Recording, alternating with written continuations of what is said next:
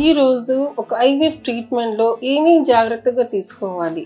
So అందరు IVF treatment లక్షలు పోస్తున్నాము, మనం ఎట్లా ఉండాలి అదన్నీ వచ్చి అడుగుతారు. సో అది మనం డిస్కస్ చేస్తే మీరు ప్రశాంతంగా ఒక ట్రీట్మెంట్కి మీరు ముందుకు రావచ్చు. సో ఐవీఎఫ్ ట్రీట్మెంట్ అంటే మనం ఒక ఫీమేల్కి సంబంధించి అయితే ప్రతి మంత్ ఒక ఎగ్ బదులు 8 to 10 eggs మనం రిక్రూట్ చేస్తాము. అలాంటి సమయంలో వాళ్ళు మంచి ఫుడ్ తినాలి. ఫుడ్ అంటే ప్రోటీన్ రిచ్ ఫుడ్స్ ఎక్కువ ఉండాలి అండ్ వాటర్ కూడా ప్లెంటీగా హైడ్రేట్. బికాస్ డైలీ వాళ్ళకి మనం ఇంజెక్షన్స్ ఇస్తాము.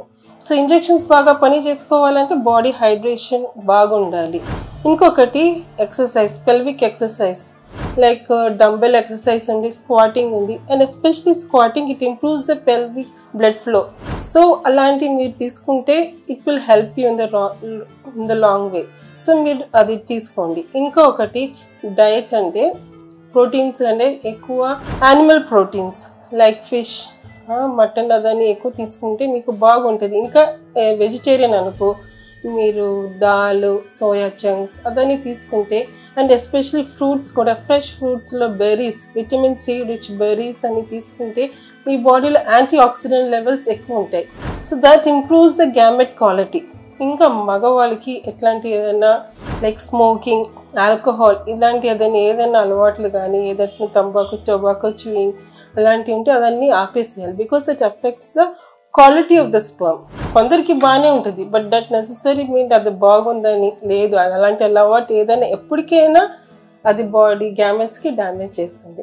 ఇంకొకటి ఆ టైంలో మనం హెక్టిక్ వర్క్లో ఇన్వాల్వ్ అవ్వకూడదు. That doesn't mean you can do your regular work, but you should not over strain or over stress your self.